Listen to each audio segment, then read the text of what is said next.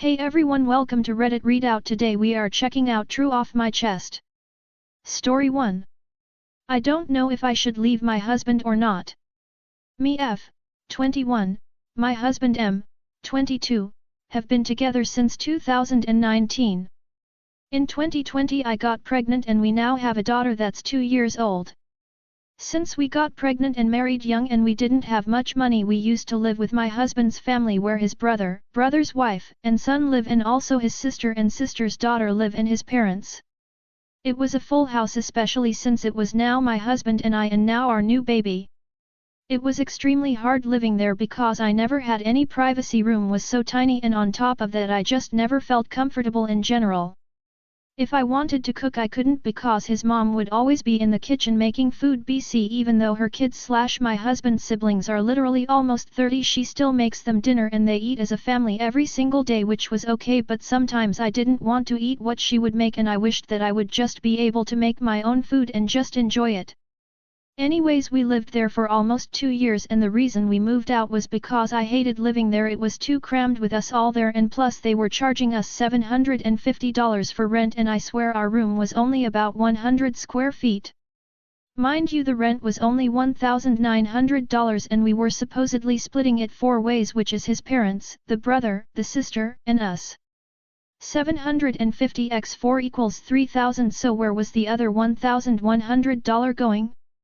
I'm pretty sure either the parents weren't paying rent or the sister was being charged less, which is not really fair in my eyes.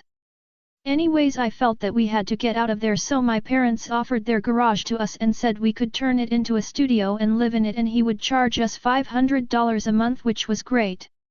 It took about a month to build. The only thing we don't have is a restroom, which is not a problem to me.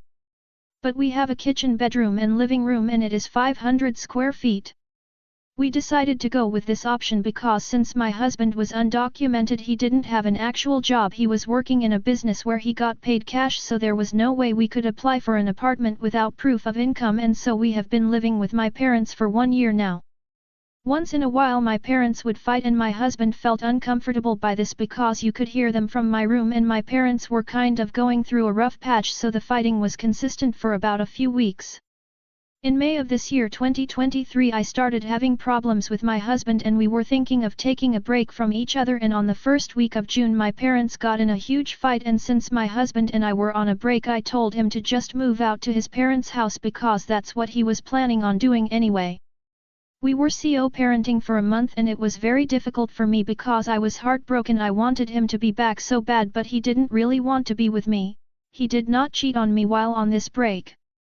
After a month and a half we started to be like a couple again, and he started sleeping over at my room / our room at my parents' house.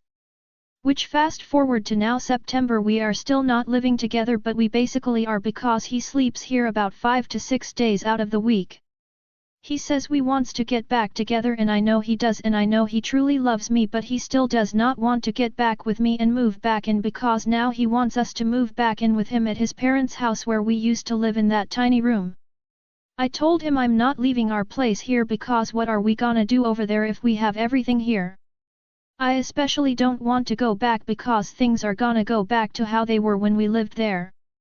When we lived there he would always have to do so much for his family, like take his mom to the store or places because she doesn't drive, and he would always have to help out his dad for whatever he was doing, and his siblings and parents would always borrow our car for whatever reason, and I've complained to him about this many times and had serious talks to him about how I feel like we can't ever live comfortable there, but we would tell me, well, that's my family, no matter what I'm always going to help them out, which I understand, but there needs to be an extent. Anyways, while we were broken up I guess he made a plan with his family for them to contribute money every week to save up for their own house since they're renting right now, and it was my husband's plan to start this up, and once they buy that house my husband was going to build us a tiny house for my daughter and I and him to live in, but of course on my in-laws' property, which is still what I don't want, and plus I know this will take years for this plan to go through. I told him he's crazy and I would never move back in with his family, especially now that our daughter is getting bigger. He is finally documented and has a job and is on payroll, but it is still not enough for us to get an apartment, so I will be getting a job so we can afford it other bills too. Earlier today we just had a fight about this because he is still saying that he will not get back with me until I move back with him, and I am not going to do that, but it seems like he is willing to lose our relationship of 4 years for them, and I've always had an issue with him about being so united with his family when he already has a family of his own who he needs to take care of. I know he really loves me, but I have a feeling no matter what he will always put his family first before me. I could really use some advice, but I'm pretty sure everyone will just tell me I have to leave him, which sucks because I am so in love with him. I've tried talking to him many times, but he just does not understand my POV, and it breaks my heart so bad because I know there's nothing left to do. And I know he's going to regret choosing his family over me, but I know it's the only way he's going to learn to that he should have appreciated me while I was there. Please comment some advice, I could really use it. Story 2. My GF told me that I am not capable of being loved. Title. Story 3. I was wrongly accused of saying my close friend's younger sister. This is my first time posting on Reddit, so sorry if I'm lacking details or anything like that. This happened in September last year. It was a party with a bunch of my schoolmates who I had been best friends with since I was 13. I was 16 at the time it happened. I had a few drinks and got pretty intoxicated, etc. My friend's sister, who was 2 years younger, started flirting with me by getting close to me a lot and maintaining eye contact while touching my hand. Now obviously at this point you would be thinking that because it was my friend's sister that I would just leave it alone and go away. Unfortunately I didn't. This is where I was 100% in the wrong, and I know this. I flirted back and ended up putting my hand on her waist, to which she had no hostile reaction. I eventually realized what I was doing was wrong because she was A, my mate's sister, and B, she was a bit younger. 2 years can be iffy, but few of my mates talked to girls around that age difference, I'm pretty sure. Anyway, I end up leaving the party, and fast forward to the next day, nothing happens. Fast forward a few weeks and I notice I'm getting ignored by all my friends, and I'm starting to wonder what's wrong, so I asked a mutual what the deal was, and he replied with, "Apparently you groped so-and-so's ass." I was taken aback and didn't really know what to do. I asked around a bit more. And basically she just said that I SAD her, and she told a bunch of people, and my best friends of 3 to 4 years all ditched me in a matter of days. No explanation, wasn't even asked my side of the story. This is getting long, so I'll fast track a bit. I ended up not going to school anymore and basically dropped out because I couldn't handle all my previous friends and everyone else thinking I was some sort of assaulter. For the next 8 months I had a burning hatred for all of the people involved. I also want to say that there were witnesses at the party who said I didn't do anything, but there was also people who said I did exactly what was described. Now, a few weeks ago I was talking to my friend and we were just shit-talking all those people, and she sent me a voice message, and at the very end she something like, "It's crazy how they still treated you like that even though she openly said you didn't do anything." I kinda froze and just had my mouth wide open because I was shocked. Long story short, the older brother was getting romantically involved with a mutual. The mutual became friends with his sister and admitted to her that I never did anything wrong. I asked around a bit, and my friend who dated one of the sister's friends also told him that I never did anything. This was really long. If you want I can do a update or something. TLDR, mate's sister accused me of SAing her, nearly ruined my social life, then months later she admitted to a mutual I never did anything wrong. Story 4. I have to submit my dissertation in 6 days and I haven't even started the process yet. I thought moving countries to do masters at the age of 21 would do me good. But I am barely hanging in there. All my other friends are also studying abroad and life has changed for good for them, but not for me. Not at all saying this have not been hard for them, but they were able to get past it. They are strong. I know my problems are privileged. I probably don't have any. I couldn't be more grateful for the people in my life and for the amazing parents. Haven't gone through major trauma or anything, had a pretty non-dramatic life. Then why? Just why am I depressed? No idea. The counselor I was going to told me people spend years in therapy and could never find a reason. Even my parents and friends don't understand why I am depressed. Honestly, even I don't, but I am. I am suicidal at this point, and the only reason I'm not going through is thinking about my parents. And now here I am. To graduate I need to submit my dissertation and I haven't done shit. I have a lot of debt and I can't afford not to graduate. I will have to move back home and also would have to face people who would think I'm the biggest loser. I'm Asian if that makes sense.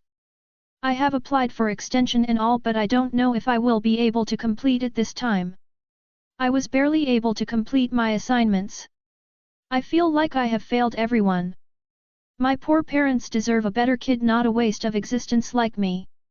And my friends deserve someone joyful, not someone who is just negative all the time. If I fail, what will I do? How will I repay the debt? How will I show my face to people?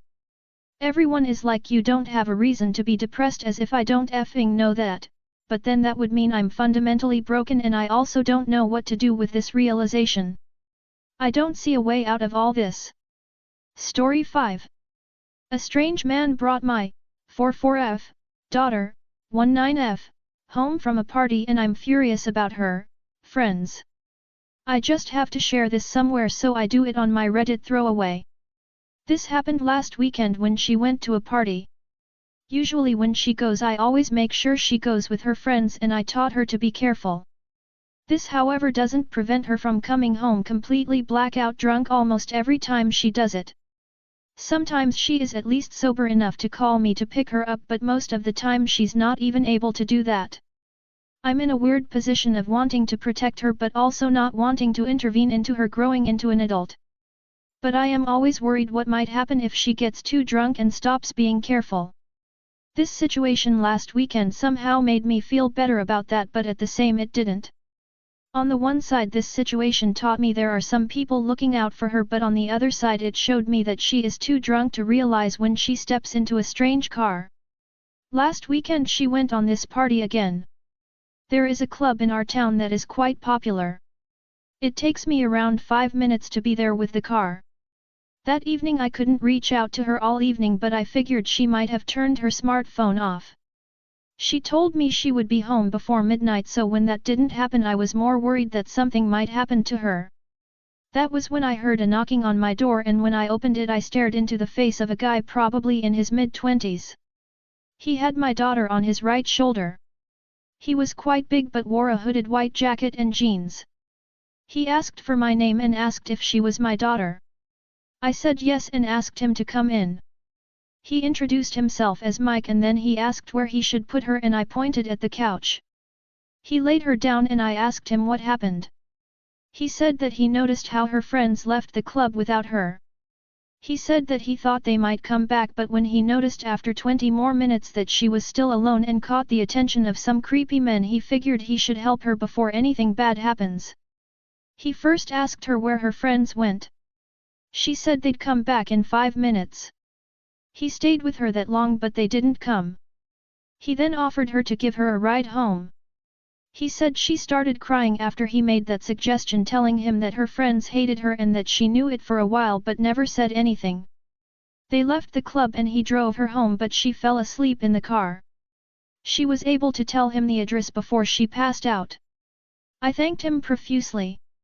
He just laughed and said he just wished she would have been the first one, and then he left. While this guy might not have had bad intentions, this could have gone so wrong. I always let her do this stuff because I thought her friends would look after her, but after this I was absolutely furious.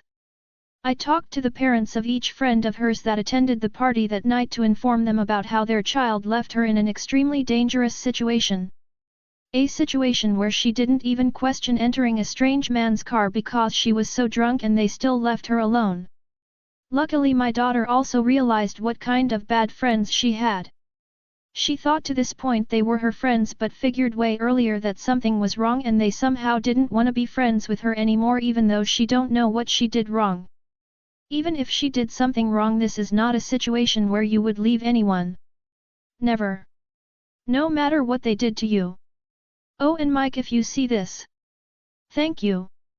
Sincerely. That's all for today. Please don't forget to like and subscribe.